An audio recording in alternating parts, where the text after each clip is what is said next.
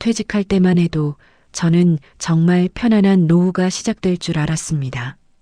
서류 냄새 속에서 30여 년을 버텼어요. 시청 공무원으로 하루 수십 장의 결제 서류를 넘기며 단 한 번도 지각하지 않았습니다. 그 덕분에 매달 연금이 꼬박꼬박 들어오고 저축도 어느 정도는 쌓아뒀죠. 이제 남은 인생은 좀 쉬어도 되겠지. 아내와 커피 한 잔 마시며 TV를 보는 게 제 오랜 꿈이었습니다. 그런데 현실은 달랐습니다. 퇴직 후 가장 먼저 달라진 건 제 자리였습니다. 회사에선 직급으로 불렸지만 집에서는 쓸모없는 사람이 되어 있더군요. 67세, 저는 그때 처음으로 깨달았습니다. 돈보다 더 무서운 건 존중을 잃는 거였다는 걸요. 그리고 저는 결국 40년을 함께한 아내와 이혼했습니다. 하지만 그 선택은 제 인생에서 가장 잘한 일이었습니다. 여러분, 이야기 시작 전에 무료 버튼인 구독과 좋아요 꼭 눌러주세요. 그럼 지금부터 퇴직 후 구박받던 제가 다시 웃음을 되찾기까지의 이야기를 들려드리겠습니다. 당신이 집에서 뭐 하는 사람이야? 저는 윤상철 67입니다. 그날 아침 아내의 그 한마디가 제 가슴에 비수처럼 박혔어요. 서류 냄새 속에서 반평생을 살았던 시청 공무원이었습니다. 매일 새벽 6시 출근 버스에 몸을 싣고 책상 앞에 앉아 도장을 찍던 33년. 그게 제 전부였죠. 60세 정년 퇴직. 그날 퇴직식에서 동료들이 박수 쳐주며 말했어요. 이제 편하게 사세요, 상철 씨. 고생 많으셨어요. 그 말이 그렇게 따뜻하게 들렸는데 막상 퇴직하고 나니 삶은 생각보다 훨씬 차가웠습니다. 처음 한두 달은 정말 좋았어요. 늦잠 자고 커피 내려 마시며 느긋하게 신문 읽고 아, 이게 내가 그렇게 꿈꿔왔던 노후구나 싶었죠. 그런데 문제는 제 옆에 아내, 선자였습니다. 처음엔 대수롭지 않게 넘겼어요. 왜 자꾸 집에 있어? 할 일도 없으면 산책이라도 좀 다녀와. 근데 그 말들이 점점 날카로워지더군요. 하루 종일 빈둥빈둥거리면서 밥은 또 언제 달라는 거야? 당신이 설거지하면 내가 다시 해야 돼. 그냥 거실에나 있어. 아, 이상했어요. 33년 동안 매일 아침 넥타이 메고 나갈 땐 분명 남편이었는데 집에 있으니까 어느새 방해물이 돼 있더라고요. 회사에선 늘 필요한 사람이었습니다. 상철 씨, 이 서류 좀 봐주세요. 상철 씨가 없으면 우리 팀 안 돌아가요. 그런데 집에서는요? 숨만 쉬어도 눈치가 보였습니다. 밥 먹을 때도 조심스러웠어요. 국 한 그릇 더 달라는 말도 입 밖으로 꺼내기가 어려웠죠. TV 볼 때도 리모컨 만질 때도 화장실 갈 때조차 제가 움직이면 아내의 한숨 소리가 들렸습니다. 후유. 그 한숨 하나하나가 제 존재를 지우는 것 같았어요. 어느 날 밤이었습니다. 아내가 전화 통화하는 소리가 방문 틈으로 새어나왔어요. 언니, 우리 남편 요새 집에만 있어서 미치겠어. 연금 타면 뭐해? 집에서 놀기만 하는데. 그 순간 뭔가가 뚝 끊어졌습니다. 가슴 한가운데가 텅 비는 느낌이었죠. 저는 조용히 작은 방으로 들어가 오래된 가계부를 펼쳤습니다. 생활비, 관리비, 공과금, 식비. 한 줄 한 줄 계산하며 생각했어요. 이 돈으로 혼자 살 수 있을까? 그날 밤 제 마음속에선 더 이상 참음이 아니라 새로운 결심이 자라기 시작했습니다. 아내의 잔소리는 날이 갈수록 거칠어졌습니다. 어느 날은 제가 설거지를 했어요. 조심조심 그릇 하나하나 정성스럽게 닦았죠. 그런데 아내가 주방으로 들어오더니 한숨부터 쉬더군요. 그릇을 왜 그렇게 쌓아뒀어? 깨질라고. 당신이 하면 내가 다시 해야 된다니까. 다음 날엔 청소를 했습니다. 일찍 일어나서 거실 구석구석 쓸고 닦았어요. 그런데 아내는 고개를 저으며 말했습니다. 저기 먼지 그대로인데 눈이 장식이야? 제대로 하든가. 뭘 해도 칭찬은 없었어요. 30년 넘게 상사의 지적은 견딜 수 있었는데 이상하게 아내의 말 한마디는 가슴 깊이 박히더라고요. 회사에선 야근도 마다하지 않았습니다. 주말 출근도 기꺼이 했죠. 그런데 집에서는 숨 쉬는 것조차 죄가 되는 것 같았어요. 그렇게 몇 달이 지났을 때였습니다. 오랜만에 딸 지혜가 집에 왔어요. 아빠, 엄마, 오늘 제가 저녁 사드릴게요. 얼마 만에 듣는 따뜻한 말인지. 셋이 식당에 앉아 밥을 먹는데 그때였습니다. 딸이 물었어요. 아빠, 요즘 어떻게 지내세요? 제가 대답하기도 전에 아내가 먼저 말했습니다. 너희 아버지, 요즘 집에서 놀기만 해. 연금 타서 겨우겨우 살지, 뭐. 순간 젓가락을 든 손이 멈췄습니다. 머릿속이 하얘지더군요. 딸이 황급히 말했어요. 엄마, 그런 말은 좀. 하지만 이미 늦었습니다. 제 안에서 무언가가 뚝 끊어지는 소리가 들렸어요. 33년 동안 가족 위에 매달 월급 꼬박꼬박 넣었습니다. 집 마련 자금, 아이들 교육비, 부모님 용돈까지 단 한 번도 제 것 먼저 챙긴 적 없었어요. 그런데 이제는 연금이나 타서 겨우 사는 사람이 됐다는 거죠.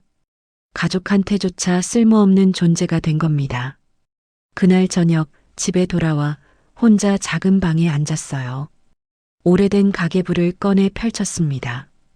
연금 수령액, 예적금 잔고, 생활비, 관리비, 공과금. 한 줄 한 줄 계산기를 두드렸죠. 이 돈이면 혼자서도 살 수 있지 않을까? 처음엔 두려웠습니다. 이 나이에 혼자 산다는 게 말이 되나 싶었죠. 하지만 계산을 마치고 나니 이상하게 마음이 편해졌어요. 아, 살 수 있구나. 충분히 가능하구나. 그날 밤부터였습니다. 제 마음속에서 더 이상 참음이 아니라 조용하지만 단단한 결심이 자라기 시작했어요. 이건 비겁한 도망이 아니었습니다. 제 인생의 마지막 존엄을 지키기 위한 유일한 선택이었습니다. 며칠 뒤 저는 아내에게 말했습니다. 우리 이쯤에서 그만하자. 거실에 앉아있던 아내가 고개를 들었어요. 처음엔 못 들은 척하더니 곧 비웃음을 터뜨렸습니다. 뭐, 이혼? 이 나이에 무슨 이혼 타령이야? 제 목소리는 떨리지 않았습니다. 더 이상은 못 참겠어. 그냥 조용히 살고 싶어. 아내가 코웃음을 쳤어요. 당신이 혼자 살아? 하루도 못 버텨. 밥은 할 줄이나 알아? 그 말에 제가 대답했습니다. 배우면 돼. 그게 뭐 그리 어렵겠어. 아내의 표정이 굳어지더군요. 제가 진심이라는 걸 그제야 알아챈 거죠. 정말 미쳤네. 당신 혼자 나가면 한 달도 못 가서 다시 돌아올 거야. 하지만 제 결심은 흔들리지 않았습니다. 그 한 달이라도 내 방식대로 살아보고 싶어. 33년 동안 가족을 위해 살았습니다. 이제는 제 자신을 위해 살아보고 싶었어요. 이기적인 선택일까요? 아니요, 이건 생존이었습니다. 이혼 조정은 생각보다 빨리 끝났어요. 퇴직금의 절반과 저축 일부를 아내에게 넘겼습니다. 딸한테는 미안했지만 솔직하게 말했죠. 아빠는 이제 조용히 살고 싶구나. 이해해 줄 수 있겠니? 딸이 눈물을 글썽이며 고개를 끄덕였어요. 아빠가 행복하세요. 그게 중요한 거예요. 짐은 많지 않았습니다. 옷 몇 벌, 책 몇 권, 오래된 시계 하나. 그게 전부였어요. 새로 구한 집은 작은 원룸이었습니다. 낡은 가스레인지, 오래된 전기밥솥, 싱크대 하나. 회사 다닐 때 살던 아파트의 절반도 안 되는 크기였죠. 하지만 이상했어요. 문을 닫는 순간 가슴이 뻥 뚫리는 것 같았습니다. 처음엔 모든 게 서툴렀어요. 밥은 늘 질었고 된장찌개는 짜기만 했습니다. 세탁기를 잘못 돌려서 옷이 줄어들기도 했죠. 빨래를 널다가 양말 한 짝을 잃어버린 적도 있었어요. 근데 그 모든 게 새로웠습니다. 실수해도 아무도 잔소리하지 않았어요. 밥이 타도 제 책임이고 설거지를 대충 해도 괜찮았죠. 이제 내 인생의 실수는 내 책임으로 하는구나. 그렇게 한 달쯤 지났을 때였습니다. 동네 슈퍼에 다녀오는 길에 버스 정류장을 지나쳤어요. 벽보 하나가 눈에 들어왔습니다. 유치원 통학버스 기사 모집 책임감 있는 분 환영합니다. 발걸음이 멈췄어요. 그 문구가 이상하게 제게 말을 거는 것 같았습니다. 책임감이라면 아직 내 안에도 남아있지. 다음 날 아침 저는 그 유치원 문을 두드렸습니다. 첫 출근 날 노란색 버스가 아침 햇살 아래 반짝이더군요. 핸들을 잡는 순간 오랜만에 뭔가가 되살아났어요. 일한다는 감각이었습니다. 33년 만에 다시 느끼는 책임감의 무게. 그런데 이번엔 무겁지 않고 따뜻했어요. 원장님이 말씀하셨습니다. 기사님, 아이들이 처음엔 낯설어할 수 있어요. 천천히 친해지시면 돼요. 괜찮다고 대답했지만 솔직히 떨렸습니다. 애들이 절 좋아할까? 무서워하진 않을까? 첫 아이가 올라탔습니다. 초롱초롱한 눈으로 저를 빤히 쳐다보더니 조용히 자리에 앉았어요. 두 번째, 세 번째 아이들도 마찬가지였죠. 낯선 기사 아저씨를 경계하는 눈빛이 역력했습니다. 그날은 조용히 운전만 했어요. 말을 걸까 하다가 그냥 참았습니다. 천천히 하자. 서두르지 말자. 이틀째, 사흘째가 지나갔습니다. 여전히 아이들은 조용했어요. 그런데 나흘째 되던 날이었습니다. 맨 앞자리에 앉은 남자아이가 조심스럽게 물었어요. 아저씨, 이름이 뭐예요? 윤상철이야. 할아버지라고 부르렴. 그 아이가 환하게 웃더군요. 저는 준우예요. 할아버지, 안녕하세요. 그날부터였습니다. 하나둘씩 아이들이 말을 걸기 시작했어요. 할아버지, 오늘 날씨 좋아요. 할아버지, 저희 유치원 급식 맛있어요. 할아버지는 뭐 좋아하세요? 그 한마디 한마디가 제게는 선물이었습니다. 아내에게서 듣지 못했던 인정과 관심. 그게 이 작은 아이들에게서 나오고 있었어요. 한 달쯤 지났을 때였습니다. 할인이라는 여자아이가 버스에서 내리면서 작은 쪽지를 건넸어요. 할아버지, 이거요. 펼쳐보니 꾹꾹 눌러 쓴 글씨가 보였습니다. 할아버지 덕분에 학교 가는 게 좋아요. 고마워요. 그 순간 눈앞이 흐려졌습니다. 백미러를 보며 눈물을 닦았죠. 아무도 없는 버스 안에서 소리내서 웃었어요. 그게 참 오랜만이었습니다. 원장님이 어느 날 물으셨어요. 상철 씨, 아이들이 정말 좋아하네요. 비결이 뭐예요? 제가 대답했습니다. 특별한 건 없어요. 그냥 조용히 들어주는 거예요. 아이들 말을 끝까지 들어주고 작은 것도 기억해주는 것. 그게 전부예요. 회사에서 33년 동안 했던 일도 결국 그거였습니다. 사람들 말을 듣고 기록하고 기억하는 것. 그 능력이 이제 아이들에게 쓰이고 있었어요. 그날 오후 마지막 아이를 내려주고 버스를 세웠습니다. 할인이가 내리면서 제 손을 꼭 잡더군요. 할아버지, 내일 또 와요. 그 작은 손의 온기가 아직도 남아 있습니다. 집으로 돌아오는 길 거울을 봤어요. 제 얼굴에 웃음이 걸려 있었습니다. 언제 이렇게 웃어봤나 싶었죠. 그날 밤 질은 밥을 먹으면서도 행복했어요. 혼자 먹는 식사였지만 외롭지 않았습니다. 이제는 매일 새벽이 기다려집니다. 예전엔 퇴근이 기다려졌는데 이제는 출근이 설레요. 알람이 울리면 벌떡 일어나 커피를 내립니다. 낡은 전기밥솥에서 밥 냄새가 나고 창문으로 아침 햇살이 들어올 때 오늘도 아이들을 만나겠구나 하는 생각에 가슴이 두근거려요. 노란 버스 핸들을 잡고 유치원 앞에 서면 하나둘씩 아이들이 뛰어옵니다. 할아버지, 안녕하세요. 오늘도 안전운전이에요. 그 목소리를 들으면 하루가 시작됩니다. 진짜 하루가요. 어느 날 아침 준우가 물었어요. 할아버지, 할머니는 어디 계세요? 순간 움찔했지만 솔직하게 대답했습니다. 할머니랑은 따로 살아. 할아버지 혼자 살아요. 준우가 고개를 갸우뚱하더니 말했어요. 그럼 심심하겠어요. 저희가 할아버지 친구예요.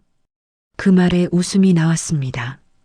67 노인의 친구가 5살짜리라니. 근데 이상하게 위로가 됐어요. 계절이 바뀌어 겨울이 왔습니다.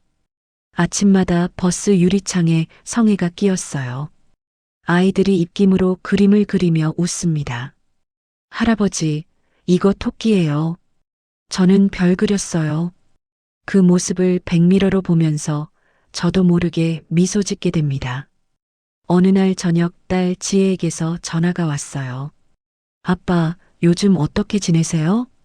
응, 잘 지내. 걱정 마. 그런데 딸이 이상한 말을 했습니다. 아빠, 요즘 목소리가 달라졌어요. 그래. 네, 예전엔 항상 지쳐 계신 것 같았는데, 지금은 뭔가 살아 계신 것 같아요. 그 말에 가슴이 뭉클했습니다. 그래. 이제야 살아가는 법을 배우는 것 같아. 딸이 조용히 말했어요. 아빠, 용기 내주셔서 감사해요. 처음엔 걱정했는데, 이제는 아빠가 행복하셔서 다행이에요. 전화를 끊고 창밖을 봤습니다. 작은 원룸 창문 너머로 별이 보이더군요. 이렇게 별을 본 게 얼마만인지 모르겠어요. 주말에 딸이 집에 왔습니다. 좁은 원룸을 둘러보더니 웃으며 말했어요. 아빠, 여기 아늑하네요. 같이 근처 식당에 가서 밥을 먹었습니다. 딸이 물었어요. 아빠는 후회 안 하세요? 뭘? 이혼하신 거요. 저는 고개를 저었습니다. 후회? 전혀. 이게 내 인생에서 가장 잘한 선택이야. 딸이 눈물을 글썽이며 고갯짓했어요. 아빠 얼굴 보니까 알겠어요. 예전보다 훨씬 편해 보여요. 그래. 이제야 웃는 법을 배웠거든. 돈은 반으로 줄었습니다. 작은 원룸에 살고 직접 밥 해 먹고 옷도 아껴 입어요. 하지만 행복은 그때보다 10배가 됐습니다. 어제 할인이가 버스에서 내리면서 또 쪽지를 줬어요. 할아버지, 우리 엄마가 할아버지한테 감사하대요. 제가 요즘 유치원 가는 거 좋아한대요. 그 쪽지를 지갑에 넣었습니다. 퇴직 증서보다 감사패보다 소중한 선물이에요. 창밖으로 아침 햇살이 비칠 때마다 이제는 제 마음에도 햇살이 들어옵니다. 평생을 서류 속에서 살았습니다. 숫자와 도장 속에서 책임만 남은 인생이었죠. 그런데 아이들을 태우고 다니며 알았어요. 인생은 여전히 움직이고 있었습니다. 저는 이제 더 이상 퇴직한 사람이 아닙니다. 누군가의 아침을 실어 나르는 또 다른 출근길의 기사일 뿐이에요. 이혼 후 처음으로 진심으로 웃었습니다. 제 인생의 운전대는 이제 제 손에 있습니다. 그리고 저는 오늘도 노란 버스를 몰고 아이들의 웃음소리와 함께 하루를 시작합니다. 평생을 쓸모로만 살았습니다. 누군가에게 필요한 사람이 되려고 애썼죠. 그런데 정작 제 자신에게는 쓸모없는 사람이었어요. 이혼 후 처음 맞은 아침 두려웠습니다. 이제 나는 뭐지? 어디로 가야 하지? 그런데 알았어요. 인생은 끝난 게 아니라 다시 시작되고 있었습니다. 67, 늦은 나이가 아니었어요. 새로 시작하기에 딱 좋은 나이였습니다. 지금 이 순간에도 노란 버스는 달립니다. 아이들의 웃음소리를 싣고 새로운 하루를 향해서요.